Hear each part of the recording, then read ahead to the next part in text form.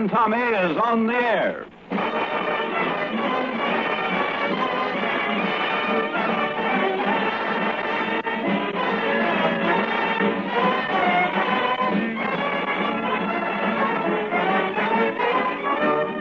Here he is again, ladies and gentlemen, come to tell you another thrilling story. That lovable, exciting aviation hero, Tailspin Tommy, with his flying pals Skeeter and Betty Lou. Stepping out of newspapers from coast to coast, stepping down from the motion picture screen, Tailspin visits you now each week over the radio. So join us for another exciting half hour with that ace hero of the skies, Tailspin Tommy.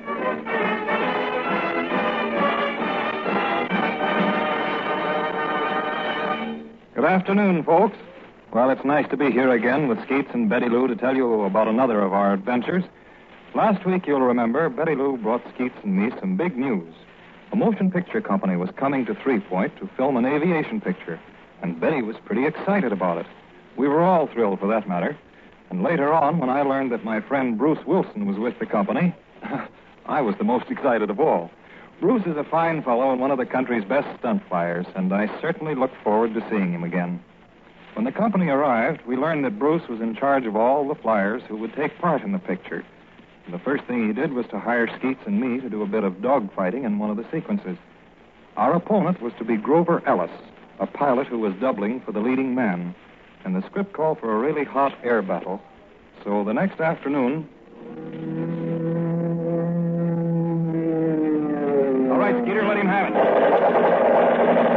Are the camera planes getting all this, Tommy? Every bit of it. We're going into a roll and then nose up. Hang on. Now, do I keep on shooting? Wait till I level off. Now then, go ahead. That's it. Now another one. Keep it up? That's what the script says. Bump it to him. Boy, if these was real bullets, old Grover Ellis would be dead. Hey, Skeet, he's having engine trouble. Yeah? Hey, he's losing altitude fast. Well, shall I keep on shooting anyway? No, wait. They're waving the flags on the field. That means the scene's been cut.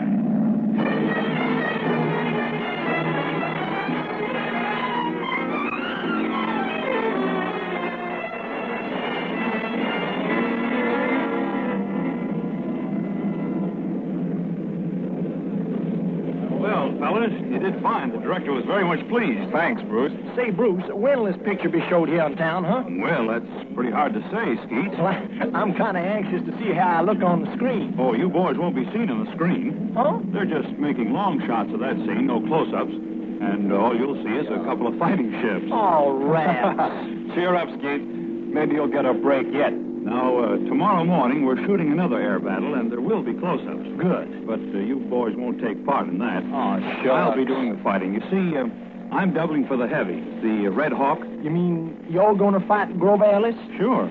He's doubling for the lead. Well, I just don't savvy all this stuff. It sounds like a lot of double talk, doesn't it, Skeeter? You said it, Tommy. It sure does. All right, you're going to get to it. Why, the ship was all right when you took her up. Oh, you're crazy. Uh-oh. Now it starts. Say, Tompkins, who's the boss of this outfit? Why, Paul Smith. Well, I'm going to report this grease monkey. He sent me up with a cracked cylinder and a broken oil line. No, he's wrong about that. Look, Wallace. Sure, he had some trouble up in the air. Now, we've seen it. That's right, Huey. Well, maybe he did, but it wasn't my fault. I'll explain. Oh, save your breath. Where'll I find this Paul Smith? In the office. That building over there. Yeah, fine. I'll settle this guy's hash. Now, wait a minute, will you? You try to get that mechanic fired. I know him. Well, I don't blame him one bit, Bruce. That Huey Benson's as dumb as they come. Well, perhaps he is. But Ellis needn't get so nasty about it. He's a sorehead. He's always fighting with somebody. Oh, is that so? Yes, he's had a run-in with nearly everybody in the company. Well, if he's that bad, why don't they get rid of him? Well, he's under contract, for one thing. And they'd have a tough time finding another flyer that looks as much like Sherwood. Hey, here comes Betty Lou with some dame. Careful, boy. That dame happens to be my fiancée. Oh, excuse me. That's okay, Skeets. Well, girls, what's the good word? Oh, the good word's really good, Bruce. I got Betty Lou that job. Well, fair enough. You hear that, Tommy? What? You and Skeets aren't the only ones that crash the movies. Hey, what is all this? I'm an actress, I'll have you know. What? Patsy had a talk with the producer, and lo and behold... oh, pardon me. Patricia Blake, this is Mr. Tommy Tompkins. How do you do, Miss Blake? And this bashful gentleman here is our own Skeets Milligan. How are you? Betty Lou, I wish you wouldn't keep on calling me bashful. Why, Skeets, you're blushing right now. Oh, no, I ain't. That's just sunburn. Well, Miss Barnes, I'm patiently waiting to hear your success story. Oh, the movie job. Mm-hmm. Well, Mr. Tompkins, I'm going to be a brilliant, glamorous, gorgeous, colossal... Yes. Extra girl. Oh. Now, don't you sneer at that, Tommy. She'll be an important extra. She's one of the 3 village maidens who rush up and embrace the hero after he conquers the slimy villain. I wish I was the hero. Hey, Betty Lou, now, will your face appear on the screen, huh? Well, I hope so, Skeeter. Well, dad bummy, here I blister my hand shooting up a machine gun, and the screen ain't even going to show my big toe. Oh, here comes Ellis again. Well, that guy won't pull another stunt like that. Not around this airport, anyway. Did the chief fire him? Certainly fired What him. you're talking about? Oh, never mind, Sugar. Don't bother your pretty little head about it. Now, wait a minute. I don't like that talk. What talk? That sugar stuff. You're talking to my girl now. Your girl. You heard me. Oh, so she's stringing you along, too, is she? Why, you... Hey, now, wait a minute. Hey, You better let him have it out. wait a minute. All right. You got me. Let up. I'll let up. But you're getting off lucky. Some of these days, you're going to wind up in the morgue.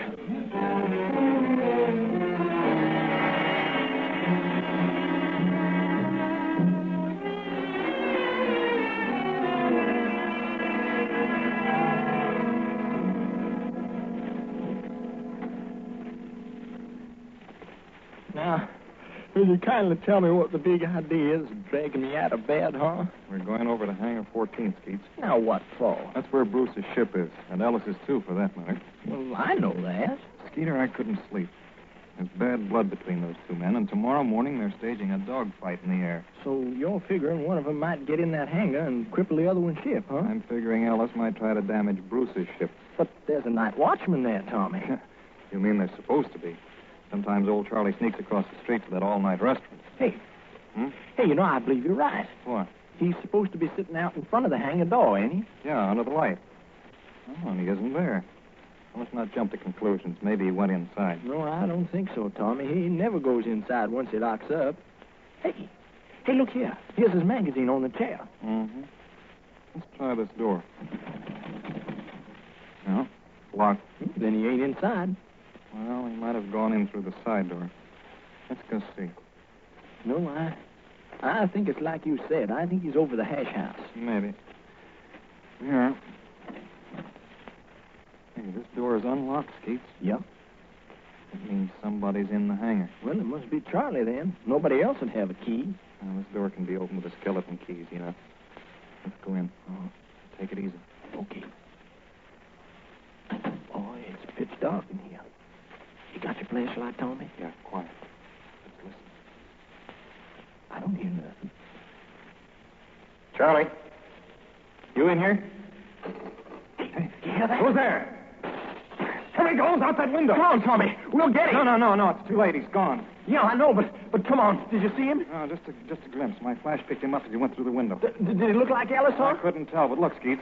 Go over to that switch box and turn on the lights. We're going to find out if Bruce's ship has been tampered with.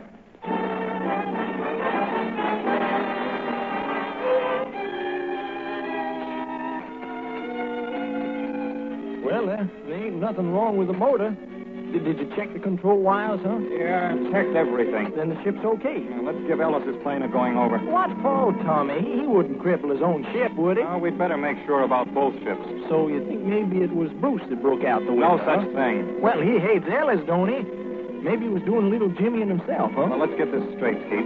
I've known Bruce Wilson for years. Known him like a brother. You can take it from me, he wouldn't do a thing like that. Well, all right. I was just wondering.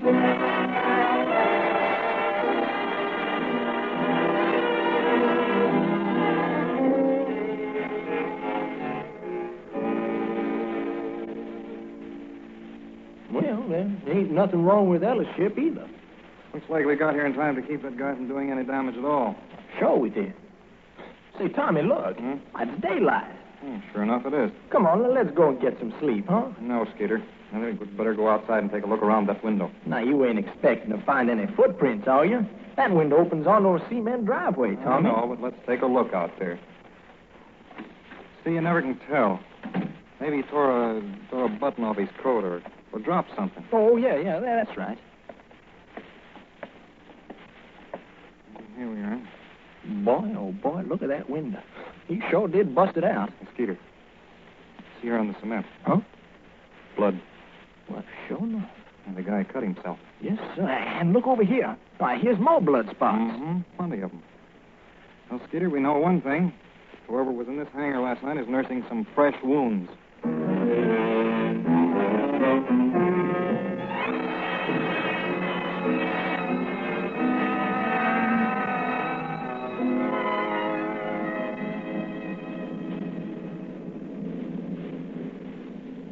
Hiya, boys. Hi, What's the big rush? On our way to the tower, huh? Yeah, now, we're going to watch the dogfight between Bruce and Grover Ellis. Oh, that's right. Why don't you come up with us? Oh, I can't do it, Tommy. I've got a rehearsal pretty soon. Oh. Where's Patsy? Still sleeping, the lazy bones. I'd better go get her up. She's in the same rehearsal. Well, we'll be seeing you later then, huh? Let's have lunch together, huh? You bet, Tommy. Okay. Come on, Skeeter. You think we can see it all right from up there, Tommy? Sure. Gonna fight right over the field. Say, did you bring that other pair of glasses? You bet. Ah, then we're all set. Well, here we are. Ah, this is perfect. Yeah, it sure is. Well, I see the camera planes, Tommy, but where's Bruce and Ellis, huh? Over there, to the north. Oh, yeah, now I see it. Boy, they're sure a long ways off. Oh, they have to be. They'll start fighting over there and work this way, and they'll have to come fast, see? Hey. Hey, I think they're starting in now. Yeah, here they come. Boy, oh, boy, this is going to be good. Hey, Bruce is sure prodding Ellis. Ain't it, though? Right on his tail every second. Look at that, would you? Boy, oh, boy, is Bruce pulling it to him. Hey, Skeets, Ellis is having trouble. Yeah? He's losing control of his ship. I wonder what's the matter. Hey, look at Ellis. He's all slumped over in the cockpit. Why, it's hurt. Hey, Grease, guys, look at that tail assembly. It's falling apart. Well, what the dickens? Grease, Bruce is shooting real bullets. Real bullets? Look, the ship's falling on the spin. Yeah, she is. What's she going to dig in, Tom? Come on, Grease, let's get out on the field.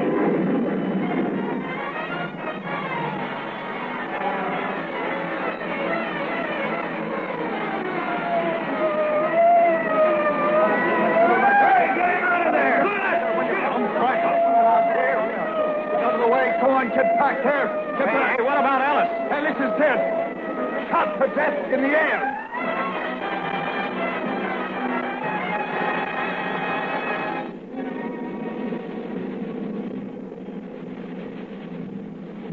Tell you, Skeets, Bruce didn't know he was firing real bullets. Well, how do you get that way, Tommy? That was him in the hangar last night switching the cartridge Oh, clear. no, it wasn't. Well, we're a couple of chumps, Tommy. We ought to have sense enough to look at their machine guns. Oh, here's Betty Lou. Tommy, do you know what caused that crack-up? We know all about it, honey. We seen the whole thing through the glasses, huh? Do you know where Bruce is? Over in the office. They sent for the police. Oh, now the poor guy will be charged with murder. Why shouldn't he be? Listen, Betty Lou, Bruce wasn't responsible for Ellis's death. It was someone else. And I'm going to find out who it was.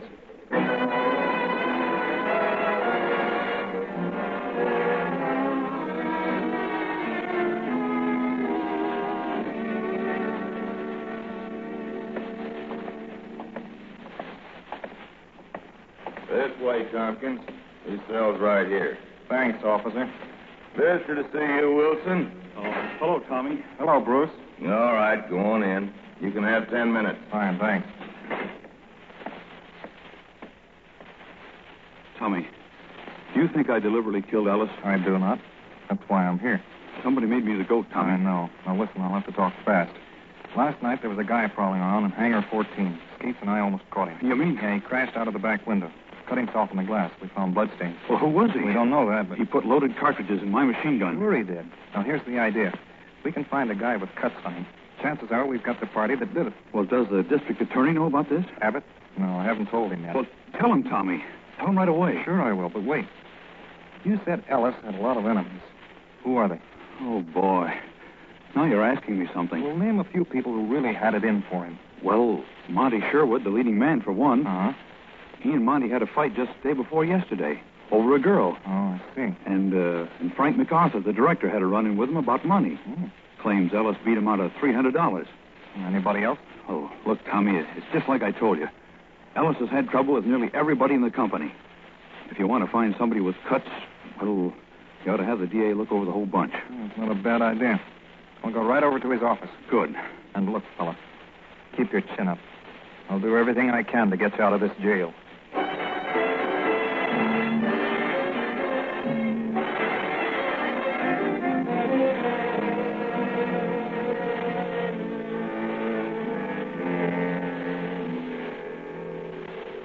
Well, Tompkins, that's an interesting story, but I think you're wrong in your theory. Mr. Abbott, I'm not wrong. I tell you, there was somebody in that hangar. I said in your theory. The man you saw at the hangar was probably Ellis. Come there to damage Wilson's ship. Oh, no. But the case against Wilson is complete. Motive, opportunity, everything. He had a fight with Ellis just the evening before, and he threatened him. Said he'd end up in the morgue. I know, but look, Mr. Abbott, can't you at least follow through on my suggestion? Well, it's a big job examining all those people. Well, what if it is? It might save an innocent man from the chair. Well, I think it's foolishness, but I'll do it. Thanks, Mr. Abbott. I'll bring a doctor and a nurse and come out to 3 Point in the morning.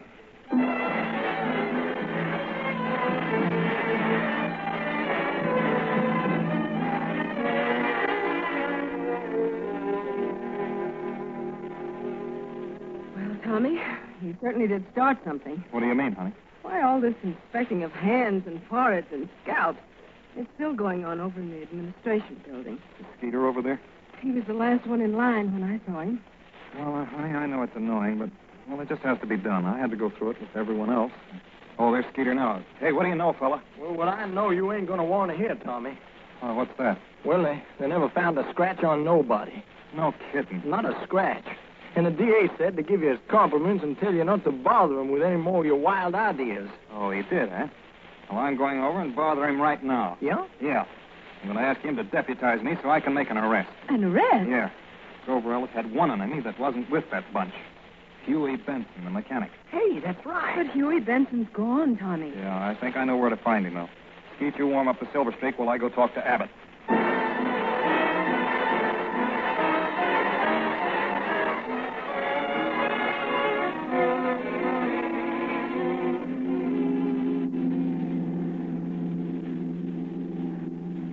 Are you sure we'll find this guy in Granville, Tommy? No, I'm not sure, but he told me his mother lives there, and he often stays at her place. Well, you know where his mother lives? No, I don't. We shouldn't have any trouble finding her. Mm-hmm. Yeah, not a little burg like Granville. Say, we'll ask the guy at the post office, huh? Or a corner drugstore. I doubt if the post office will give out anyone's address. They're not supposed to, you know. Hey, how about sitting down there, huh? Well, what about it? Well, there ain't no field there, Tommy. Well, I know it. For Pete's sake, see, do we always have to have a field?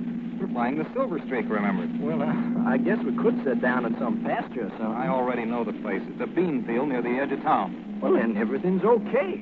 Except we'll have to pay for the beans we roam. Well, we'll worry about that later. You know, Skeets, something tells me we're on the right track.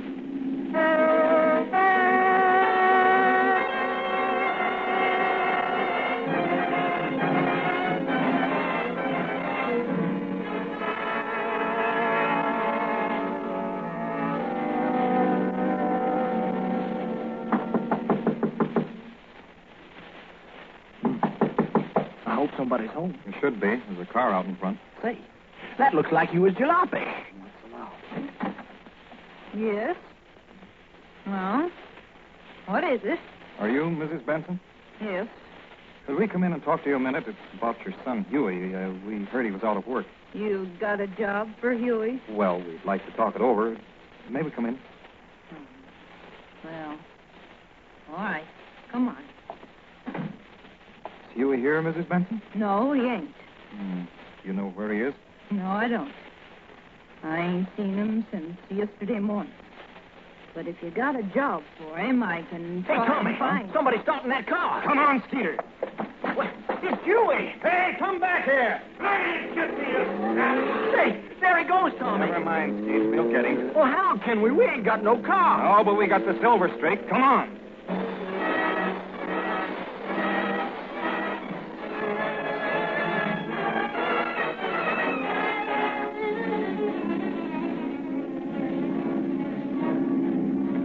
Here we are, crossing another highway. You see anything of him? No, I don't, Tommy. Would you recognize the car? Well, I will if I see it. Well, I'll keep circling around, sooner or later. NC 462X. Hey, there's our call. Calling NC 462X. Come on in, Tommy. This is Tommy. Go ahead, 3-point. You fellas can come back from that wild goose chase. The guilty party's confessed. Come in. Cut my switch. Hello, Ted. What guilty party are you talking about? Who confessed? Come in. Why, the party that put the slugs in Bruce Wilson's machine gun. We got a phone call from the DA. He didn't say who the party was, but he's got a confession all right. Come in. That's all, Ted. Well, can you beat that? We're keeping right after Huey. After Huey? But he ain't guilty, What do you Tommy. mean he isn't guilty? He ran out on it, didn't he? Yeah, but don't you suppose the DA knows what he's talking about? Just the same, we're keeping after Huey.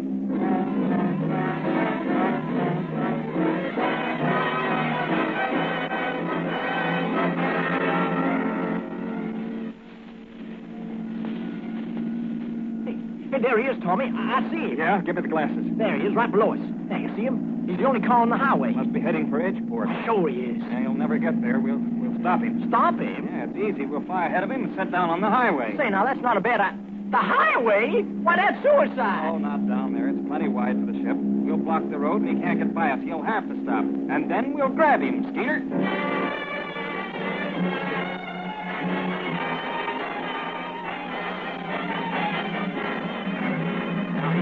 Easy, Tommy. Easy. Set it down straight now. We're all right. Oh, there we are. Boy, that was swell work, pal. He won't see the ship till he comes around that curve there. Well, this is good. Let's get out. No danger of anyone running into the ship from out that way. You can see straight ahead there for miles. Say, do you think we'd better See get... those bushes up there? Yeah. Well, that's where we'll wait for him. Hurry up, Skeeter. Now, look, Tommy. Suppose Here we are. Now, get in here. Hey, here he comes now. Get ready, Skeet. All right, Huey, get out of that car. There he goes out the other side. After his feet. Get back there or I'll shoot. Oh, yeah? Oh. Now, come on. Give me that gun. Now, where's your gun? Come Never on. mind, Skeeter. He hasn't got a gun. He was just bluffing. Say, what's the idea you guys chasing me? Same idea that made you run from us, Huey. You're wanted at 3-point for questioning about a murder. Come on, get in the ship.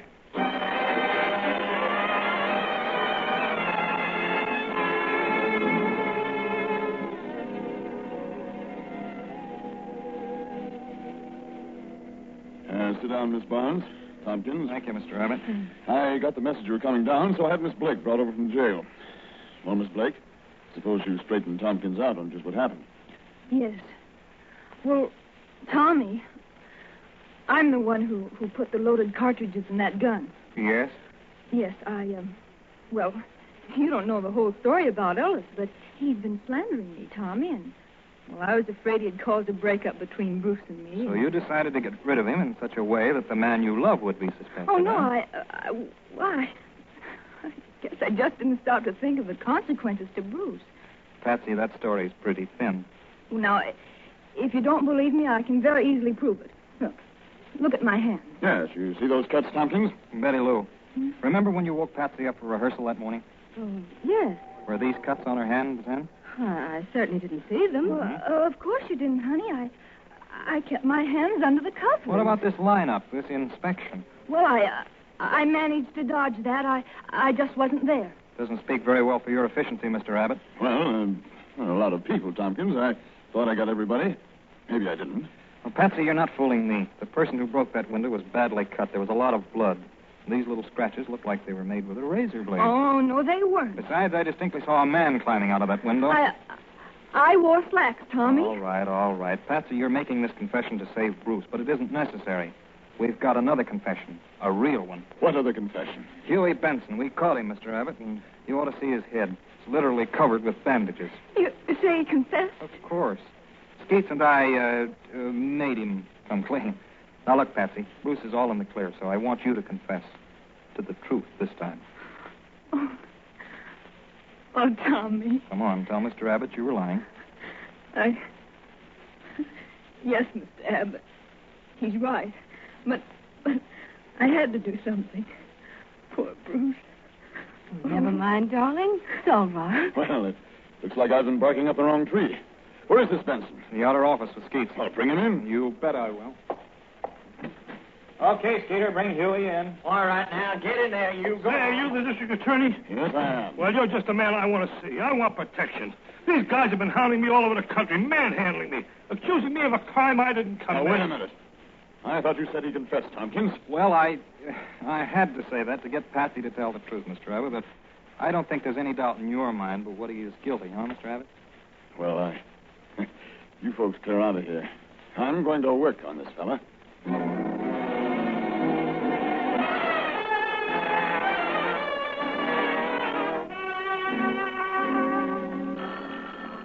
Maybe that's our call now, Tommy. I'll get it, honey. Hello? Yes, this is Tompkins.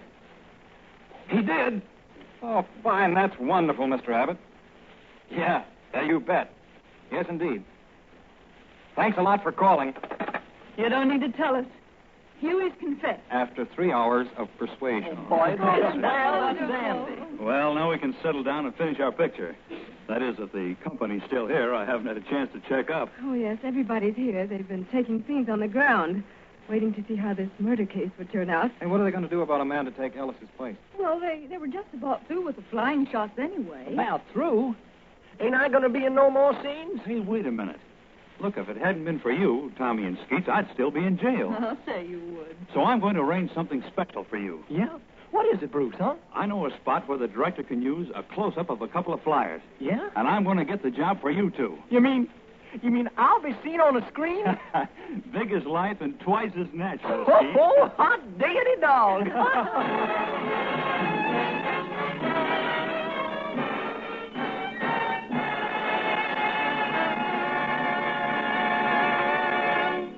And now here again is the man of our story, Tailspin Tommy. Well, Bruce was true to his word, and a few days later, the director took a close-up of Skeets and me stepping out of the Silver Streak and shaking hands with another pilot.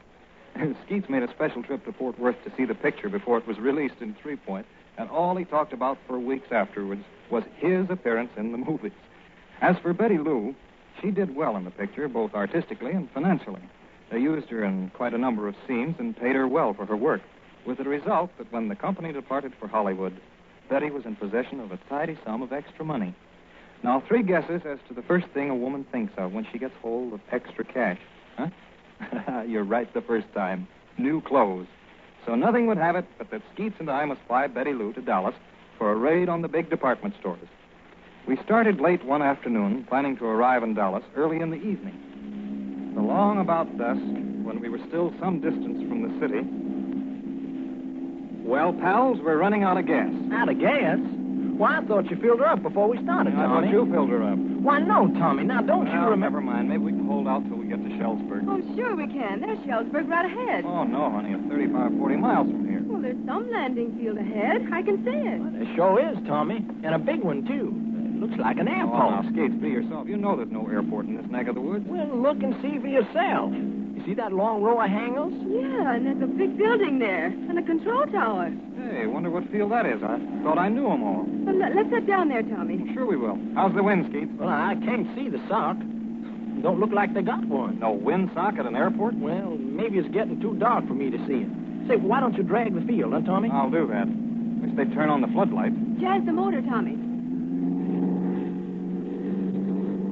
Well, I guess they're all sound asleep. Oh, that's funny. There's no lights at all down there, not even in the building. So I see. The place seems to be deserted. You gonna sit down anyway, Tommy? I certainly am, Skeets. I'd rather sit down here than run completely out of gas before we find Shellsburg. Besides, I'm curious about this field. Well, when we landed at that deserted airport, we found ourselves confronted with a deep and puzzling mystery. And when we investigated that building Betty saw, well, to say that we were plunged into a new and dangerous adventure is putting it mildly. I'll be with you again next Sunday afternoon to tell you the whole thrilling story. So until then, good afternoon, all.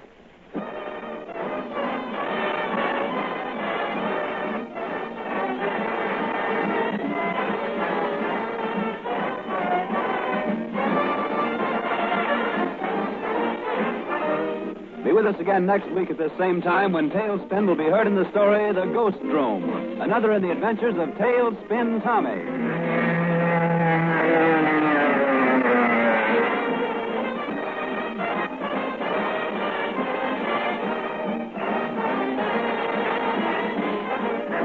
Tune in every week at the same time for that daring hero of the skies with his pals Skeeter and Betty Lou, straight from pictures and newspapers created by Hal Forrest, Tailspin Tommy.